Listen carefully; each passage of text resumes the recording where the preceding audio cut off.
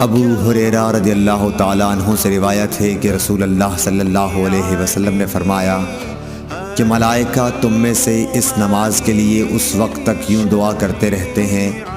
جب تک نماز پڑھنے کے بعد وہ اپنے مصلی پر بیٹھا رہے کہ اے اللہ اس کی مغفرت کر، اے اللہ اس پر رحم کر۔ تم میں سے وہ شخص جو صرف نماز کی وجہ سے رکا ہوا ہے، گھر جانے سے سوا نماز کے اور کوئی چیز اس کے لیے مانع نہیں، تو اس کا یہ سارا وقت نماز ہی میں شمار ہوگا۔ صحیح بخاری حدیث نمبر 659۔